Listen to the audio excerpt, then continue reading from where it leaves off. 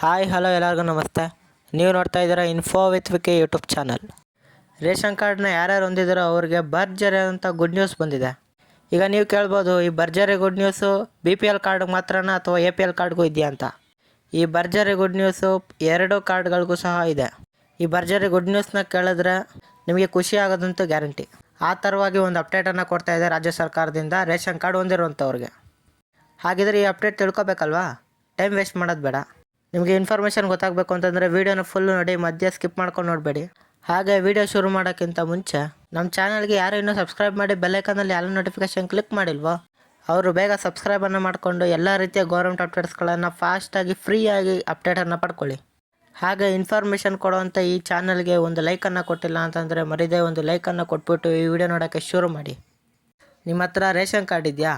ಹಾಗಿದ್ರೆ ರಾಜ್ಯ ಸರ್ಕಾರದಿಂದ ಒಂದು ಬಿಗ್ ಅಪ್ಡೇಟ್ ಬಂದಿದೆ ಈ ಭರ್ಜರಿ ಗುಡ್ ನ್ಯೂಸಿಂದ. ಹಾಗಿದ್ರೆ ಯಾಕೆ ತಡ, ನಿಮಗೆ ತಿಳಿಸ್ಕೊಟ್ಬಿಡ್ತೀನಿ ನೋಡಿ.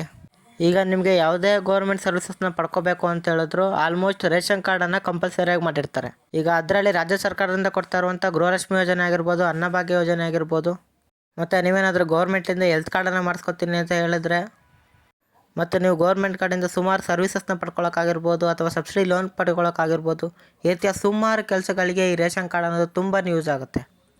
ಇಷ್ಟು ಯೂಸ್ ಆಗುವಂಥ ಈ ರೇಷನ್ ಕಾರ್ಡಲ್ಲಿ ನಿಮ್ಮ ಮಾಹಿತಿಗಳು ಕರೆಕ್ಟಾಗಿರಬೇಕಾಗತ್ತೆ.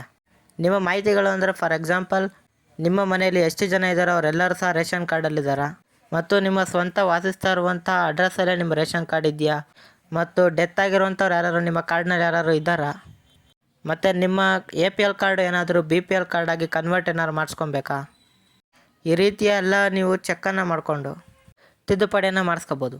ಏನೇನು ತಿದ್ದುಪಡಿಯನ್ನು ಮಾಡಿಸ್ಕೋಬೋದು ಅಂತ ನೀವು ಕೇಳಿದ್ರೆ, ನಿಮಗೆ ಮೆಂಬರ್ಸಲ್ಲಿ ಯಾರಾದರೂ ರೇಷನ್ ಕಾರ್ಡಲ್ಲಿ ಡಿಲೀಟ್ ಆಗಿದ್ದಾರೆ ಅಥವಾ ಹೊಸ್ದಾಗಿ ಸೇರಿಸ್ಬೇಕು ಅಂತ ಹೇಳಿದ್ರೆ ಅವ್ರನ್ನ ಸೇರಿಸ್ಕೊಬೋದು.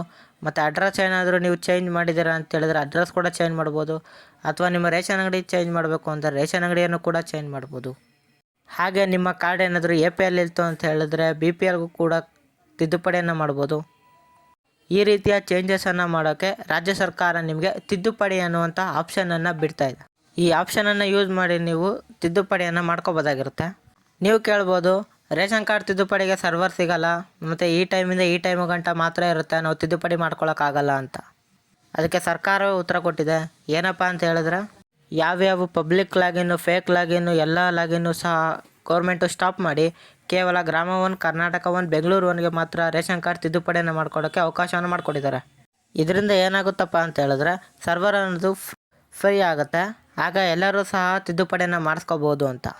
ಮತ್ತು ಮೊದಲೆಲ್ಲ ತಿದ್ದುಪಡಿಯನ್ನು ಮಾಡಿಸ್ಬೇಕು ಅಂತ ಹೇಳಿದ್ರೆ ಕೇವಲ 2 ಗಂಟೆ ಕಾಲಾವಕಾಶವನ್ನು ಕೊಡ್ತಾಯಿದ್ರು, ಹಾಗಾಗಿ ಸರ್ವರ್ ಕೂಡ ಬ್ಯುಸಿ ಇರ್ತಿತ್ತು. ಆದರೆ ಈಗ ನಿಮಗೆ 10/8/2024 ಸಹ ಬೆಳಗ್ಗೆ 10 ಗಂಟೆಯಿಂದ ರಾತ್ರಿ 9 ಗಂಟೆವರೆಗೆ ನೀವು ಯಾವುದೇ ಜಿಲ್ಲೆ ಆಗಿರಲಿ ನಿಮಗೆ ಪಡಿತರ ಚೀಟಿಯನ್ನು ತಿದ್ದುಪಡಿಯನ್ನು ಮಾಡಿಸೋಕ್ಕೆ ಅವಕಾಶವನ್ನು ಕೊಡ್ತಾ ಇದ್ದಾರೆ.